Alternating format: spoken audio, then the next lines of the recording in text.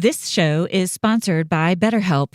It's so easy to get caught up in what everyone else needs from you and never take a moment to check in with yourself, let alone identify what you need from yourself. I know that in my own life, having a regular time to check in with someone else who's going to ask me the hard questions, ask me about my week, ask me about what I'm thinking about, what priorities, what relationships might need to be realigned to create just a little bit more space for me to do my own work is so important. Therapy can give you the tools to find more balance in your life so you can keep supporting others without leaving yourself behind. It's helpful for learning positive coping skills to check in on what's kind of cluttering up your mind, to help you check in on the messages you're telling yourself, the things you might be subtly starting to believe about yourself or other people that need to be realigned. It can help you take those steps to set better boundaries and to become the best version of yourself. There are just so many reasons that we can all benefit from therapy. If you're thinking of starting therapy, give BetterHelp a try. It's entirely online. It's designed to be convenient, flexible, and suited to your schedule. You fill out a brief questionnaire to get matched with a licensed therapist, and you can switch therapists at any time for no additional charge. Find more balance with BetterHelp. Visit betterhelp.com/bestofyou today to get 10% off your first month. That's BetterHelp, HELP.com/bestofyou.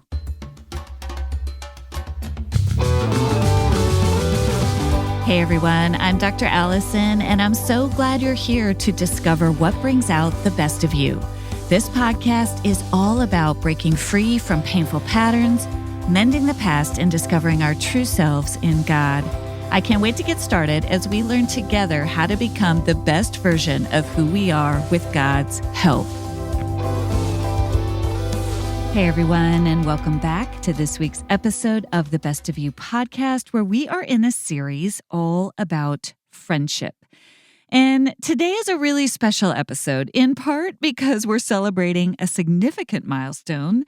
This past week, I found out that this podcast crossed 1 million downloads in just a little over a year. This is a mind-blowing number to me that so many of you each week are tuning in to listen as we talk about how to break free from painful patterns, mend the past, and become our true selves in God.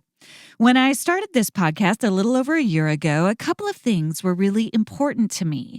Number one, first and foremost, I wanted to bring the best of psychology together with faith to talk about how we become the people that God wants us to become this side of heaven. As a clinician and as a person of faith, I see so many important ways in which both psychology and theology can inform us in practical ways to become more whole, and that healing starts now. But secondly, I wanted to bring my whole self to this podcast. I didn't want to pretend that I have it all figured out. I'm part of this journey with you. And it's really important to me to not only bring the best of what I study, of what I research, of what I know to be good, solid science and good, solid theology, but also to bring my whole self, which means to bring what's good and what's also still very much in progress. And so in today's episode, it felt apropos to bring on my 3 childhood friends, including my sister, to talk about how we've reconnected these past few years and how that reconnection has created such a foundation for health going forward. And so today's episode is really about those old friendships, how you can pull in and reconnect to old friends from the past, these old friends who help you connect to your sense of self in such a unique way, these friends who can remind you of aspects of yourself you may well have lost touch with. Maybe your playfulness or your innocence, maybe a dream that you had or a gift or talent you had that somehow got buried along the way as things got hard. These are the folks who've stood by as you've grown and changed and navigated different life stages. They might understand your past, the place from which you came, the unique quirks or the unique values. They remind you that through all the seasons of life, you're still you. You're still that person you were before life maybe beat you down and got the best of you. You still have that precious younger you that was full of dreams, that was full of optimism, that was full of hope is still in you. There's something so powerful and so grounding about coming together with a safe person who knew you in a different season of your life, where you look together at the pieces, maybe about what's hard, about some of the things that happened that maybe you didn't expect, that you didn't even know how to prepare yourself for back then, but you've survived. You've come out the other side now, and together you remind each other that you're still the same person in so many ways. Yes, you've grown wiser through some really hard things. Yes, there's a lot to grieve together. There's a lot that we didn't know how to anticipate, but here we are now. We've made it through some things. Let's take a minute to see where we've been, what we've come through, where we are now, and even more importantly, where we still have to get, where we still want to go, and what's still possible. Right? These old friends can come alongside us and be such a resource, such a gift as you look at who you were in the past, what you've survived, and where you are now. And you formulate a hope that takes all of that into account, all of who you were, of what's changed, of what you've survived, of where you are now, so that as you look forward, you are grounded in a fuller, more whole picture of all of it, of the truth of what's been hard, of the wisdom you've now gained. You can find hope in looking back, even over what's been hard, not to dwell there, but to look back and scoop up the pieces and weave them together in a newer, more whole, more complete version of yourself that is a compilation of the past, of the present, and of the hope of what is yet to come. There is research that shows that very few friendships last 7 years. Only 30%, in fact. But those that do tend to have what it takes to last a lifetime. So if you've got friends out there that have been friends of yours for 7 years, even if you've lost touch, that's a strong foundation upon which to build. Research also shows that we can really only sustain about 5 intimate friends and only about 15 trusted friends, right? That's not that many. Those 15 might be some of those friends with whom you've lost touch, right? Maybe you see them on social media. Maybe you see them at the YMCA or at a church group or wherever. And maybe you've grown a little distance, but the trust is there. And research shows that it's not so much about quantity. It's not about having a massive amount of friends. It's about quality. It's about intentionality. It's about taking inventory. Who are those trusted people, whether from the past or from your current life? And how can you pull a few of them in closer to go even deeper? And how being intentional about that is an incredibly important part of a healthy, whole life. And so for today's episode, we're going to talk about these older friends. And I've invited 3 of my childhood friends onto the podcast. And we're going to share with you what we've learned as we've become intentional about reconvening these last few years. Today's 3 guests are my oldest and dearest childhood friends, Courtney Cook Williamson, who's also my older sister, Ginny Ann Kopsa Becker, and Rebecca Kopsa Becker. I still call her Becky. The 4 of us grew up together, essentially since birth. We were all born and raised in a small town in the Bighorn Mountains of Wyoming. Our parents were friends, and we went to the same Bible church from our earliest years. We would play for hours while our parents talked, and they'd throw all four of us in the back of a Pinto station wagon before there were seatbelt laws as we drove to church each week. We were all in different grades, so we had different friend groups apart from each other, but we stayed close throughout high school and had a lot of overlapping friends and things in common. But as adults, our lives diverged quite a bit. We moved away. We left our hometown. We went to colleges on opposite ends of the country. We pursued different careers and different paths to marriage and family. We stayed in touch a little bit, but we're not nearly as involved in each other's day-to-day lives. But during the pandemic, we reconvened, just the four of us, to check in on who we are now as middle-aged women. We got together for the first time in Vermont several years ago, and then in Texas this past year, each time for a long weekend. And the results of those 2 weekends were amazing to all of us. So much had changed, and yet a lot had remained the same. And that's why I invited these friends and my sister on to share about our experience of reconnecting to each other after several decades and how powerful that's been in our own journeys toward wholeness. I hope this episode will spark your imagination as you consider some of your old friends and some of your new ones and how they've shaped your lives. Remember, you don't need a lot of friends, but you do need a few who know you deeply and intimately, and you can start at any time. So with that in mind, I am so delighted to bring you this episode with my dearest childhood friends and my sister, Courtney Cook Williamson, Becky Kopsa Goodman, and Jenny Ann Kopsa Becker.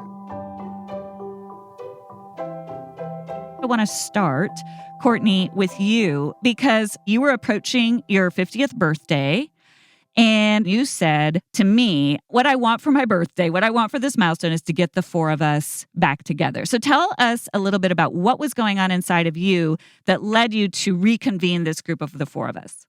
Yeah, so there was a confluence of events around my 50th that came together. And one of them was just a realization of I'm kind of on the outlier of the faith-based community of the four of us. I'm not as active in the church, and I have many more, I think probably, I'm guessing, many more secular friends and a more secular lifestyle. And I'm also kind of on the outside of the sort of the Wyoming diaspora. I've lived in New York City and Sydney, and I'm in Vermont. And as I was looking at 50, I was missing, honestly, both the sort of church connection or the faith-based connection and the connection to the West. You guys are all out West and I'm not. And kind of thinking about like, what does it mean to look back on the first half or the first 2/3 of my life? And the people who came up in my mind as I want to connect with and talk to and be with is the three of you and our friend Michael Phillips, right? So Michael passed in the late 90s. So we couldn't have him, but you guys and Michael are the people who've known me best and known me the longest. And I just really wanted to use that birthday as an occasion to bring that back into being, to be honest. I remember when you told me that you'd been thinking a lot about who are my people? Who are my people? Where do I find people who get me? And so there was this backdrop of, I want to be intentional about connecting to some of these people from my past that meant so much to me that you hadn't been in as good of touch with.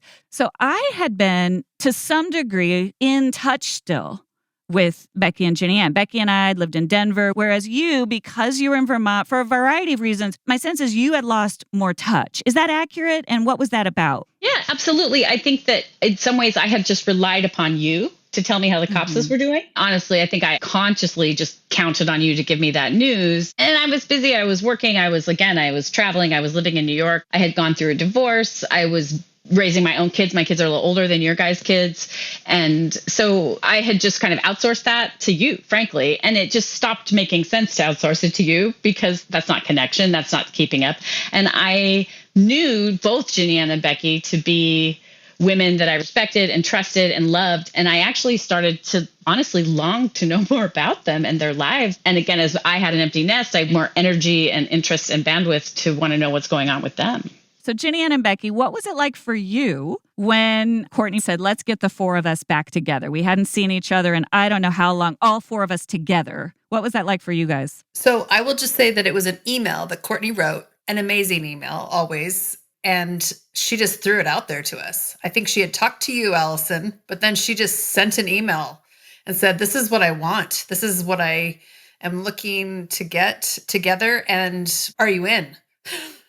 And I will say it wasn't anything that there were any hints that this would be coming. It was out of the blue, completely out of the blue. And I was like, oh my gosh, yes. So immediately, I would say that it tapped into a desire that had been long just sitting there and maybe waiting for this very moment. Not necessarily one that there was an expectation that it was actually going to get to be met.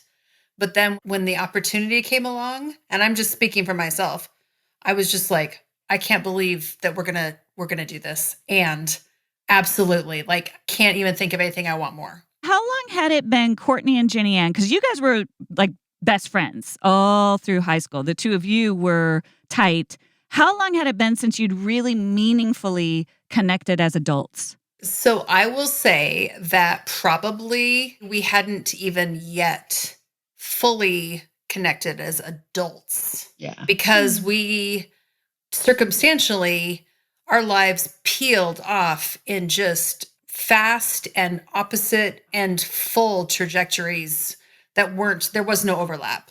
Ginny and I both hit the rockiness of being an adult fast. Like I think it happened when I was 19, when Ginny Ann was 18. We didn't have a gentle glide into adulthood. We both hit adulthood fast. And we started coping from our late teenage years. And so, yeah, that's when the last time that we got to be talking a lot and playing whist on the wrestling bus, calling each other Rhoda and Juanita. And we had connected around when Ginny Ann had gotten married and again around our friend's loss. But really, we launched into adulthood and didn't get a chance to keep up with each other.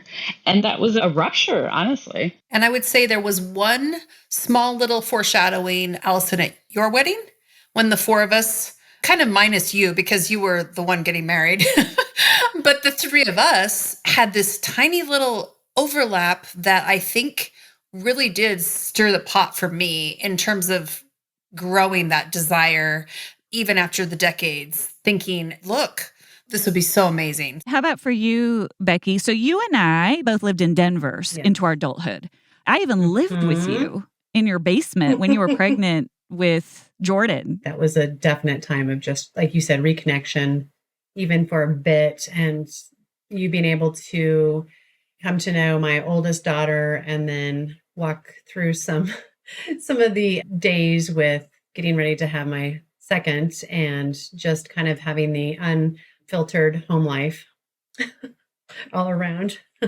Yeah, it's true. I mean, the fact that you guys let me into your home and live with you while you were literally 7 months pregnant with your second child was amazing because I was going through my own rocky season. So my recollection for us, Becky, is after that time when we weren't in Denver together, we wouldn't talk a lot, but I remember distinctly, sometimes you and I would overlap in our hometown. And if I could get half a day with you, I remember sitting at like Hendrick Park. And you and I we had enough foundation. We could go deep and really maximize that time. And it did keep us a little bit in touch with each other's lives, even though it wasn't quantity. I would agree. And I think that's when it started to just really resonate with you and with Ginny Ann at that time. And now with all three of us, it's so much more the quality rather than the quantity. Just being able to have a little bit and just going into deep waters and feeling safe to do so. That's the through line to this whole thing of sort of what happened for 20 years is honestly the things that did happen were deep waters, intense, that quote, unfiltered home life. Even though we hadn't seen each other, each time we could connect, whether Allison having more, you guys had a little more than I did, we were immediately back into trust, realness, authenticity, support, resilience, all the real things. And I don't know about you guys, but the older I get and the longer I live, the more rare and special it is to be able to go there with someone. And I think that's what just kept happening. Even if it was 5 years apart, it still happened. What created that baseline of safety and trust that even when we were swooping in and out and getting glimpses, it allowed us then to prove it out after not necessarily seeing each other for 20 years? Well, I think that the foundational thing, I think two things. When you said that we were maybe more familial than anything else, I really do. Like when I picture you guys, I don't have you in the same pot as my next level friends. Okay. It really is foundational and it feels like extended family or something. There's a very different bond there than the people that then came into my life later as friends, even as good of friends as they are. And we had all of the external common experiences, even though we had other friends and I think weren't even so much a foursome except for our early childhood years. It was super formative. And then when we swooped back decades later, I think that it was largely, we had been growing in wholeness separately, and we were all primed and ready to bring who we had become into our foundational circumstantial friendships and then have them go forward into the future. And to that, I would add exactly that and the priming. And I think it's a little funny that I'm the one to say that, is that honestly that evangelical Christian upbringing. We were raised in that exegetical. We went to church together. We rode in the back of the Pinto to church every week. We understood, we were meta from very young about how to be a good person, how to walk in Jesus's footsteps. All of that was just right in the mix from day one. And part of that family sense is like, who will we be? How will we grow? How will we develop?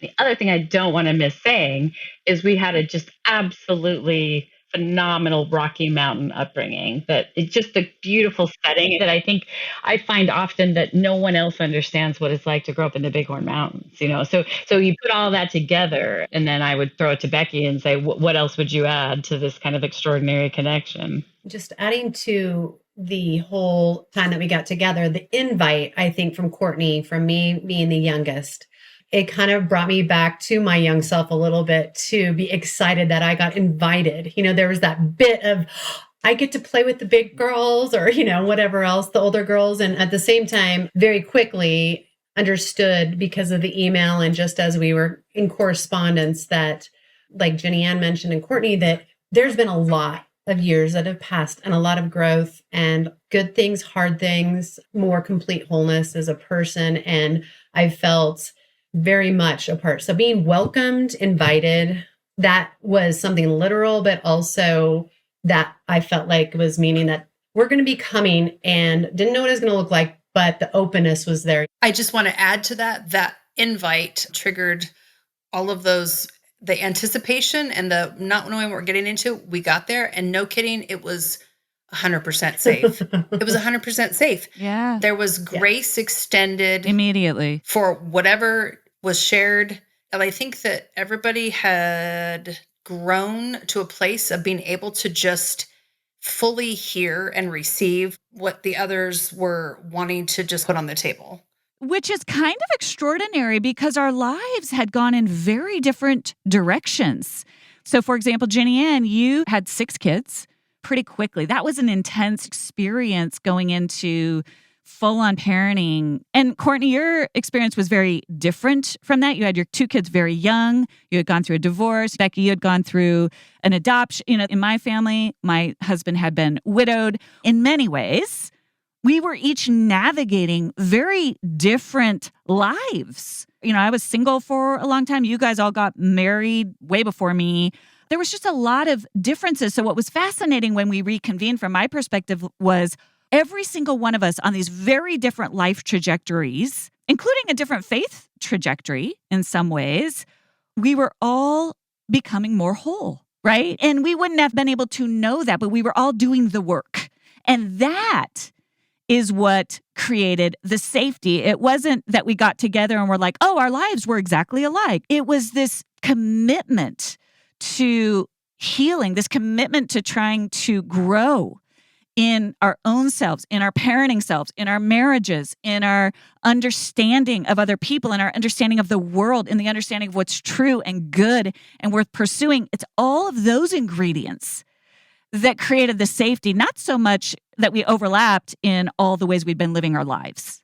Well, and Allison, just to add to that, that's the truth of the friendship and the time. And then let's just talk about, this was the year 2020, which is a polarized political time, and we're in the middle of COVID. So we had all had very disparate experiences and all came out in different places. I'm sure we all voted differently, and I'm sure we all had different points of view on vaccines, but it didn't matter because that safety was absolutely durable. And everyone has said the word wholeness so far, and that's it. It's honestly to do with doing that work toward wholeness. I think that's the thing I want to hear more from you guys about, is what had we done that made it safe, even though we hadn't seen each other, even though the world was polarized, even though we surely could have been polarized. There was a lot of reasons why we might have felt odd with each other, but we didn't. So what happened? What was new? I honestly think about this often. Well, I think that for me, my journey had taken me in far enough to get to know my own vulnerabilities, weaknesses, shortcomings,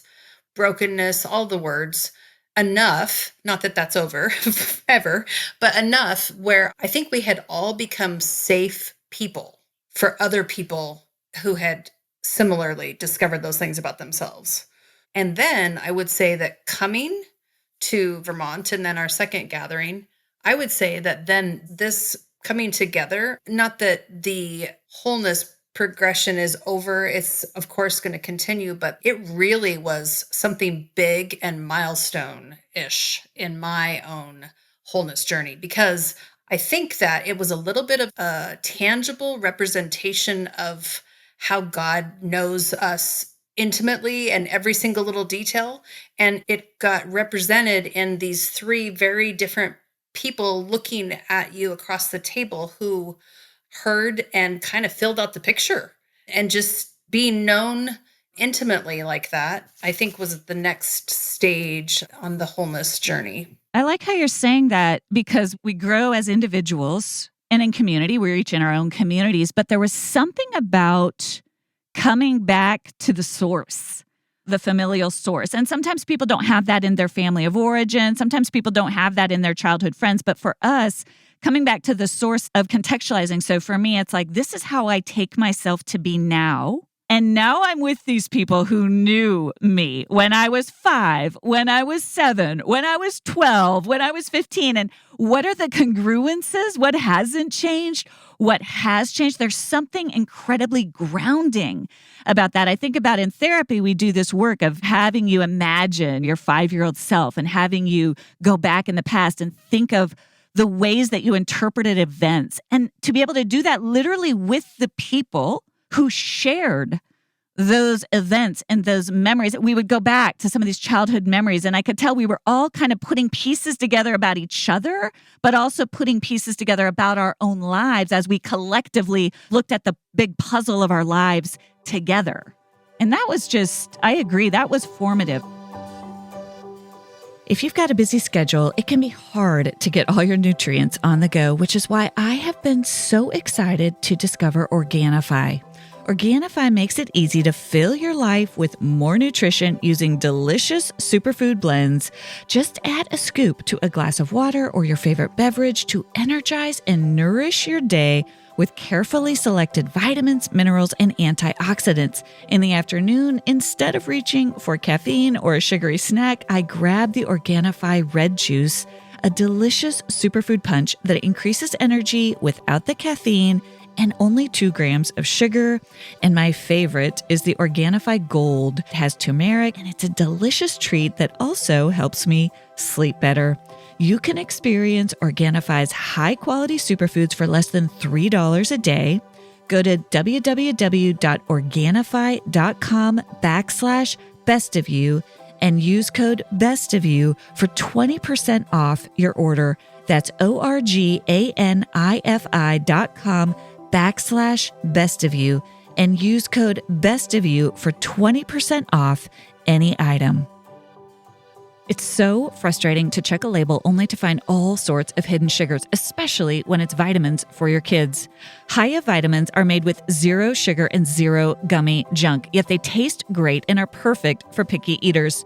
Formulated with the help of nutritional experts, Hiya is pressed with a blend of 12 organic fruits and veggies, then supercharged with 15 essential vitamins and minerals, including D, B12, C, zinc, folate, and many others to help support immunity, energy, brain function, mood, concentration, teeth, bones, and more. Hiya is designed for kids of all ages and sent straight to your door so parents have one less thing to worry about. The bright yellow bottle, complete with stickers and great taste, makes taking vitamins fun for kids of all ages. We've worked out a special deal with Hiya for their best-selling children's vitamin. Receive 50% off your first order. To claim this deal, you must go to hiyahealth.com/bestofyou. This deal is not available on the regular website. Go to hiyahealth.com/bestofyou and get your kids the full body nourishment they need to grow into healthy adults. To give a concrete example of a moment when we were all together at my house in Vermont, I think it was probably day 2.5 or maybe 3, I don't know. I think it was maybe Rebecca or Allison. We started talking about what are our family traditions. And, I look in on your guys' lives and any of these intact, I don't love that phrase, but this intact families. And Becky was talking about rafting in the mountains and these ideas. And I was listening, and it just, on the one hand, I feel so much joy about this. And then on the other hand, I feel sad because I had been divorced. And so I honestly, one of the things I said to you guys was I don't have traditions. I honestly, every Christmas, I don't know what's going to happen. Maybe I'll see my kids. Maybe I won't. Maybe I'll see my kids on Thanksgiving. Maybe I won't. And that was to talk about safety. Like, I had never actually been able to articulate or even honestly be aware that that was something that I don't even know if I'd use the word suffer, but I feel it. And in my ordinary life, I might not say that because you're not going to say to people, I don't have traditions. I just chill out and hope my kids come home. But with you guys, it was like, yeah, actually, unlike you, I don't really have traditions because divorce changes all that. And in that moment, I had both self-knowledge and also just a sense of being seen, and that made it easier. And so, I want to say I bet there's a dozen of those for each of us in that moment where you get to be who you are and then also feel seen in that moment. I love that. That rings very true for me. For me, that happened in our second gathering. So we did this first gathering and it kind of blew all of our minds. It was so intense. I think we all went home and had to sleep for like a week afterward, but it was the good kind of intensity. So we thought we need to be doing this now regularly, right? We need to figure out how to stay in each other's lives because this is important. And so we had a second gathering. And at this gathering, I had been invited to speak at a conference, and it was very representative of my quote unquote new life in a sense of doing some of this more public-facing speaking, some of this more public-facing writing that can sometimes feel disjointed inside of me. And so to immediately go from that into the safety of our foursome, where you guys knew me when I was just like pounding Dr. Peppers and Tombstone Pizza, whatever. Becky and I were cruising up and down Main Street. And that was just the joy of our lives. And it just was I was like, I haven't changed. Nothing has changed. And there are nobody's opinions in the world. I mean, this is going to bring tears to my eyes. There are nobody's opinions in the world that I value more than the three of yours.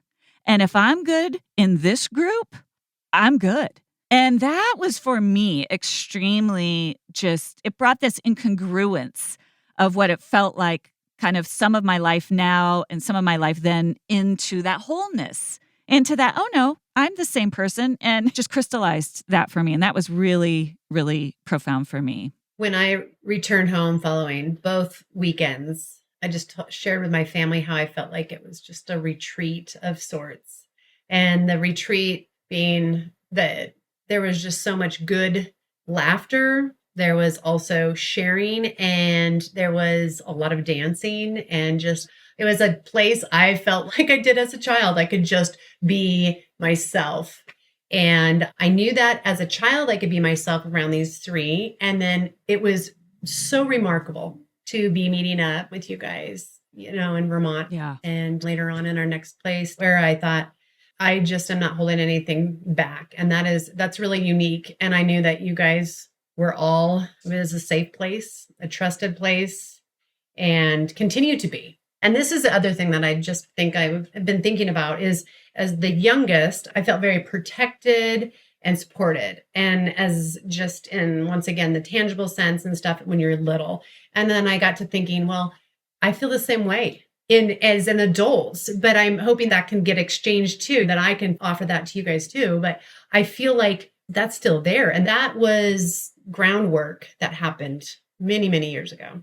To me, that reminds me of when Kurt Thompson shared about how we take our friends with us in our neural networks. There's something physiological, and it's remarkable to me, Becky. I feel that way about you when I'm with you, because it's interesting listening to you talk about being the youngest, because for those who don't know, Becky, of probably all four of us, she was this incredible college athlete, like formidable force. And yet because you were the youngest, you're like excited that you got invited when by all empirical measures, you're probably by far and away, the most. We all looked up to Becky, actually. And she's a trained nurse. Like, you're the person that sort of dispenses wisdom and calmness. So it is true how those roles kind of change. Yes. Yeah. And I feel it so you go into the little sister, but with you, Becky, I go into the, oh, I'm okay. I'm okay because I have Becky. Because that's how I felt in high school. I'm like, I've got Becky.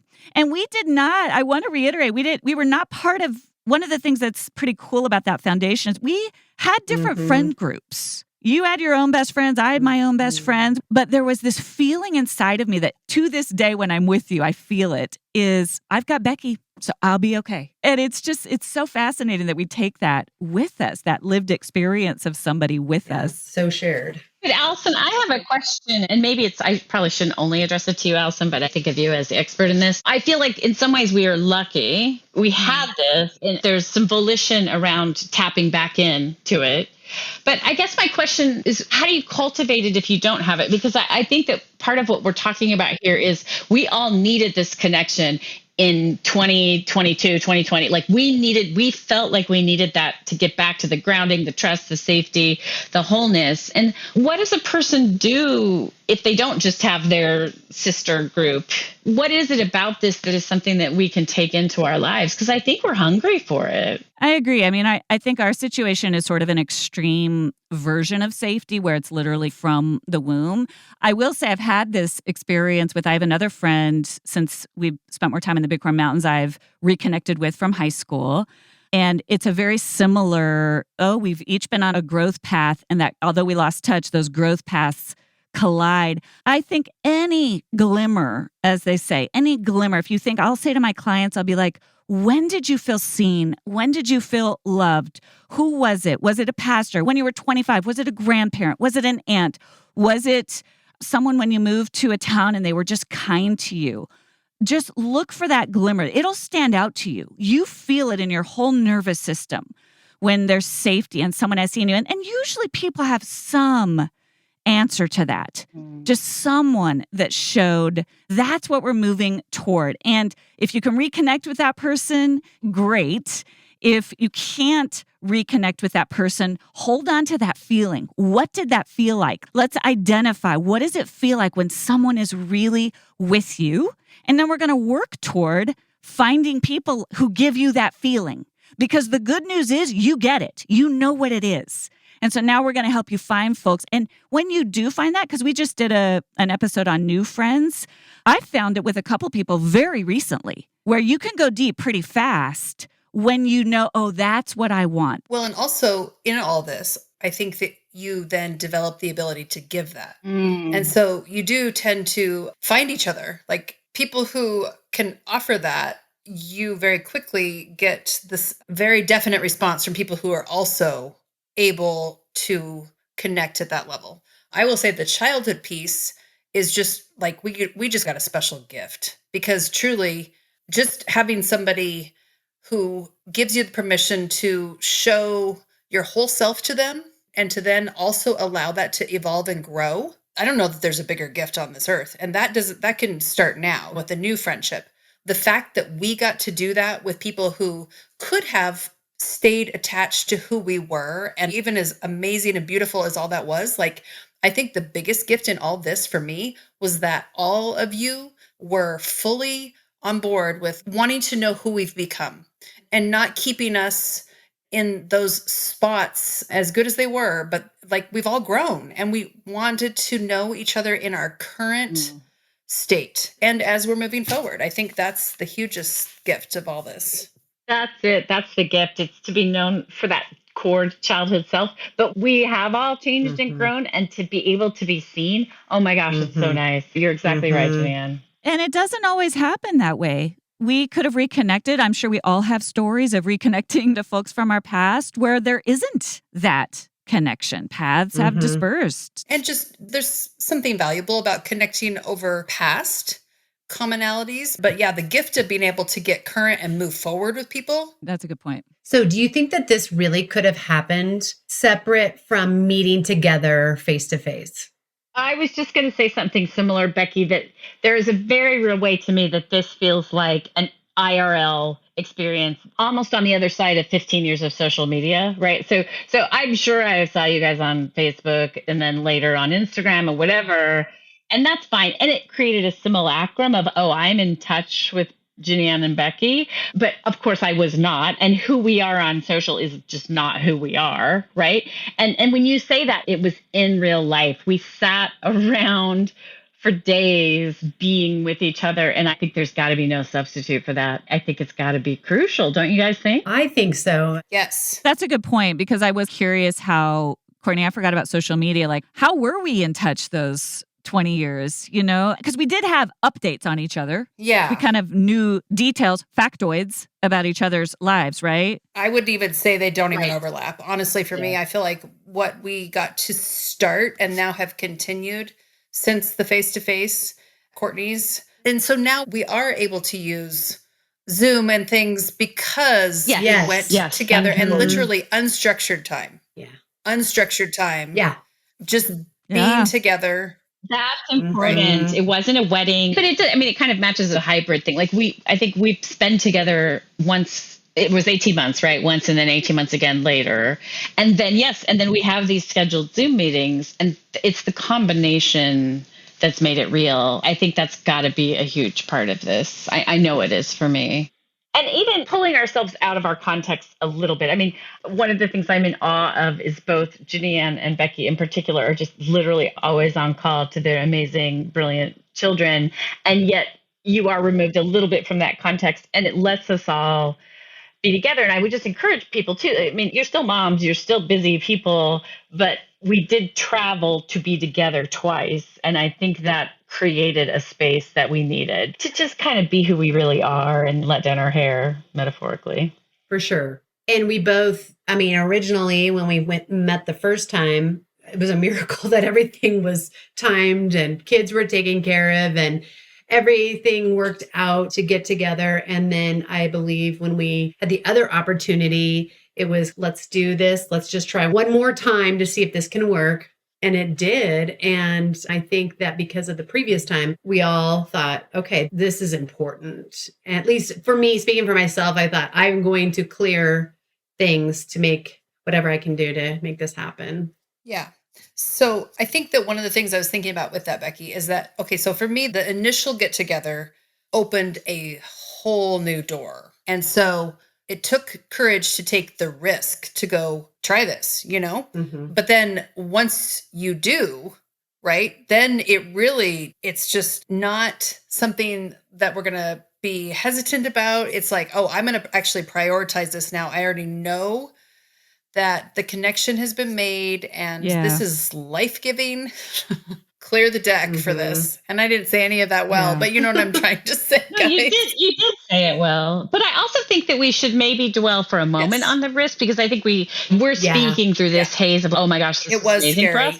But it was scary both times. It was scary both times. I know, Ginny-Ann, when we met in Texas, like you had some stuff going on and you put yourself in that space. And I know for me, part of why it worked to have the original meeting in Vermont, again, I describe myself as kind of the outlier or the diaspora person. It helped that you guys came to me. That helped me as the divorced person or the person with maybe slightly, let's say, adjacent apostate tendencies. I think that we did all choose to be vulnerable, and we met that challenge. And I don't want to underestimate that does take courage, and it was worth it. What was the risk with the second weekend? In my mind, it is along the lines of, what if that was a one-off? What if that was just special? Can we replicate it? And my sense after the second weekend was we went even deeper. Yes. By a lot. It's like we went another layer. Yeah. I had less for the second. What about you guys? Jenny and Becky, for you, what was the risk in the second one? I think in the second one, I feel like I went a layer deeper. I think the first time that we met up, I felt really the safety and the trust. But I think that might have been more communicating and sharing about the years and my life and a little bit more of ruts around me. And I think that the second time was more of, it's just me and the change and the growth that had happened with me personally. And I think that was definitely my more vulnerable place. I agree with you, Becky. I think there was this, we really went deeper into some of our own stuff and shared pretty vulnerably.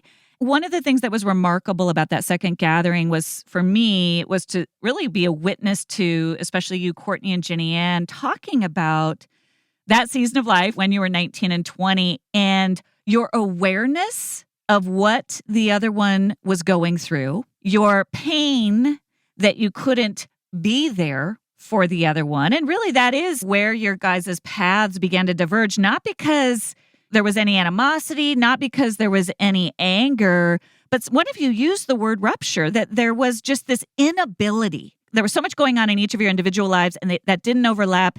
And also that reduced your capacity to be there for each other. And there was this moment where you both were processing, and I sensed, I'm not sure the exact words you used, but you were both circling back to that and repairing and naming. And I don't think either of you were holding anything against the other, but you were both naming regret. You were naming this was hard, and it was powerful in that room when you guys were circling back. And I think I'd love for you to talk about that, because I think for people listening, this happens. We go through seasons in life where we can't be there for somebody and we lose touch. I've had this happen with numerous friends. I remember there was a season where I had a friend just disappear on me for years, and it was painful. And I thought, there's nothing. And then we circle back later and she tells me what was going on. And I'm like, I get it. And I never held animosity at all, but sure, it hurt.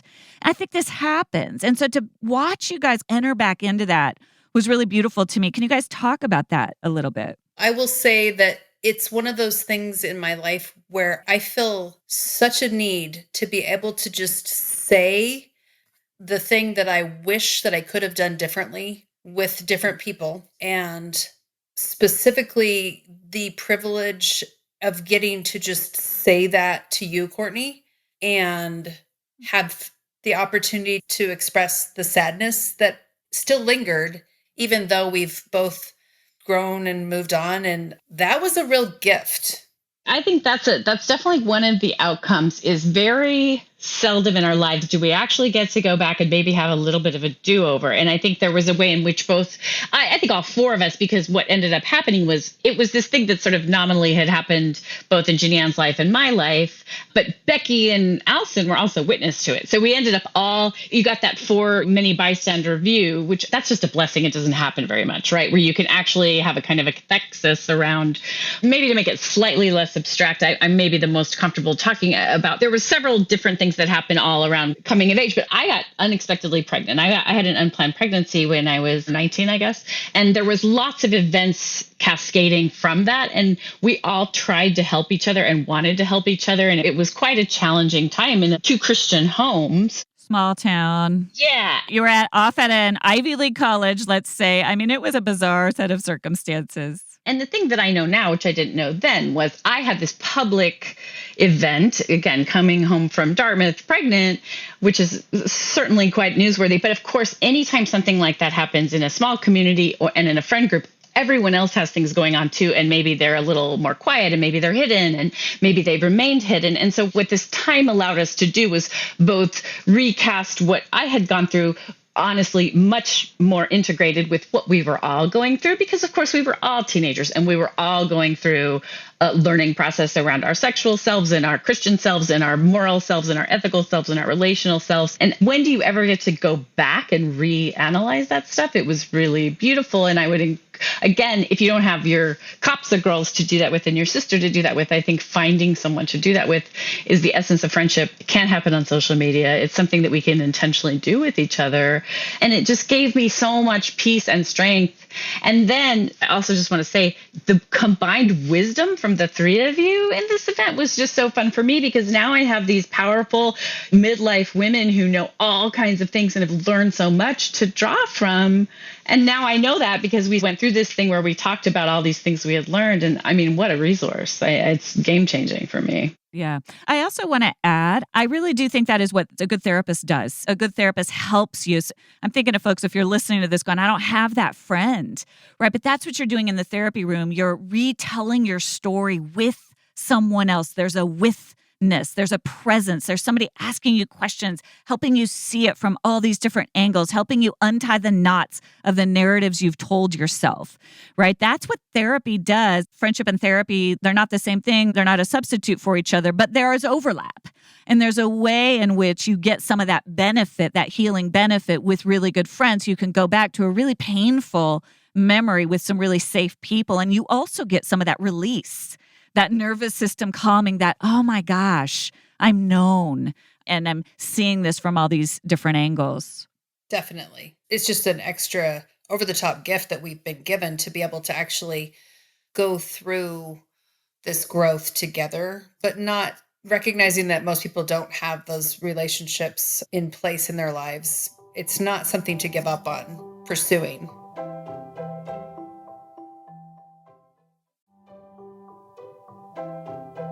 Another thing, Allie, that I wanted to bring out about this event that happened at our Texas meetup, which is our second meetup, and this goes out to all the parents out there, is that I think the precipitating conversation was about, I think it was even before you got there, Ginny and Becky were talking about their kids. And I was actually very interested in hearing what it's like to be raising kids who are my kids are out of college now, but your kids are still in high school. And this I found this to be true over and over again, that when we seek to parent our kids, we actually have to reparent ourselves from our past. And when we struggle with how to protect and nurture our kids, we actually have to learn new things that have to do with our own past. And I think anyone can take that as an opportunity, but it's delicate work. It is work that good therapist, good friend, you need a little help because it's complex, because it's your kid, but it's also you. And it's the fears you have, but it's also the fears you have for your kids. Mm-hmm. It's sacred ground. You want to proceed cautiously, especially as you're bearing witness, right? We're bearing witness to each other. We're bearing witness to each other parenting. We're bearing witness to each other in some of our best and in some of our most complicated moments. And it is delicate. And that's where that safety comes in. And the thing to remember is when we're coming together, especially that first weekend where it's really vulnerable, each of us is coming into it with our own stuff from our own lives and lots of complicated stuff. I mean, between the four of us, we've covered the gamut of anything that could happen to a family, to a kid, to a marriage, to a person, mentally, emotionally, physically. It's probably happened. Becky, if it's okay, if you're comfortable, I just remember you were coming in with your eldest daughter having a really serious medical concern, and you came, but you were surfing that literally the whole time. Yes, my oldest had just been recently diagnosed with what looked like type 1 diabetes. So she had a blood sugar monitor on her, and she would struggle with actually low blood sugars. And so as we were meeting for breakfast and then proceeding to go and look in a really, really cool bookstore together and have some conversation, the alarm on my phone that's connected to her Dexcom blood sugar monitor was going off. And I was having to have some conversations with her from clear across the country. And man, though, did I feel also with you guys, just I was getting support. I was getting a couple eyeballs looking at me and just saying, is everything okay? And truly it brought about, again, some stuff that probably for me personally needed to be talked about. And that was that with some of these new health concerns or things in our kids' lives, you can't control everything. There's just hard things. It was so interesting to me because on the one hand, I was watching it and I was just like, women are so strong. I mean, moms can do anything. I mean, you're in Vermont, you're multitasking. Yeah. We're actually having fun. We're bonding. And you're literally managing with your daughter her health. And then at the same time, we're all surfing that existential horror. And I use the word horror on purpose as a mom, where you actually can't fix it. You cannot. And she's old enough that you're having to figure out, what's my boundary? What do I have to let her do versus what can I do as a mom? And it was just such a moment of, oh my gosh, this is life. This is what it means to be a woman and a mom and a modern person. Yeah. I think what was striking to me is, again, this modern life of we parent so much in isolation. Yeah. Yeah. Do you guys feel that there's so much of what we're doing, and it's not that we don't have friends, but that weekend where we're really literally witnessing each other in the moment, especially with you, Becky, because it was such a immediate need, right? There's that vulnerability of we're watching you be in the immediate need with your daughter in that moment. And that takes a lot of safety again. But also, I would imagine there's also a sense of not feeling alone in that. Right. Again, it wasn't like I could pretend that everything was okay. When I'm in certain settings, I feel like I have to put myself together and act like I've got everything under control with that. And it's false. It's an illusion. So with that, with you, with everyone, I was able to just say, this is really hard. And it was just going to be hard. And you saw it. And we saw it. You saw it. All my cool, calm, collectedness. You're gone. Yes, my watch, my phone. Yeah. And yeah. So it takes another layer off, right? But I think that that's one of the things about this kind of friendship that's so valuable is that it is a place that you can be weak. And that's actually super needed. Like, we just really need a place to be weak and honest and not necessarily agreed with, but because it's safe and we're unconditionally accepted, we can disagree and it can be even life-giving. I don't know. Those two things, being able to be disagreed with in a safe place and then also to be fully weak. Both of those things, I think, are present in these current relationships and a huge gift and something a person should not rest until they find somewhere with somebody. Well, because I believe you guys will tell me the truth. We'll tell you the truth while being there with you while you're with the phone in the middle of the night going, this is awful.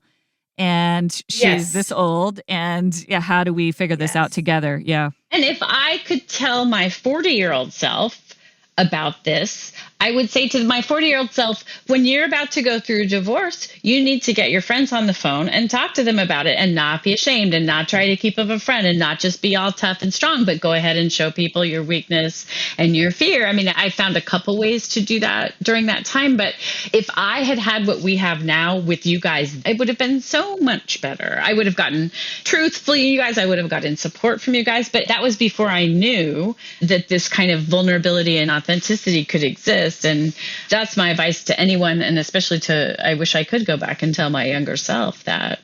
I think that it not only is something I would tell to my younger self, but it's where I communicate from when I am encouraging my kids to seek after, to embody and look for this kind of connection and transparency. Because I've seen that it's possible. It's not just a desire that's going to remain unmet physically in this world. I've started pushing hard on them to hope and not give up on finding that and to put the work in to become a safe place for other people and look for it, wait for it patiently, but also really prioritize looking for that in people in their lives. And I would add to that, and I want to be a little careful because I want to make sure we honor one of your children's privacy, but I have watched you clearly having success because one of your fabulously brilliant daughters took an opportunity when you and I were with her having breakfast recently to ask quite interesting and vulnerable and really important questions for a teenage kid. And it was very clear that she knew that she had a moment where she had her mom, but she also had kind of a safe friend who might have a different point of view, and that they were going to be coherent, but she was going to get good information. It reminds me of, oh my gosh, it's so much better to not have to parent in isolation because this kid got two women talking to her, not just one. You got to enjoy your child being able to interact with someone else. And I think she was fine. You tell me. But and so it's like we're paying it forward now to our kids. And you used the word hope. I hope I get to do that with someday, maybe with Becky's kids or Allison's kids. It was just such a neat thing to start to see us build it for the next generation. Yes. Absolutely. So it kind of compounds. Is that the word?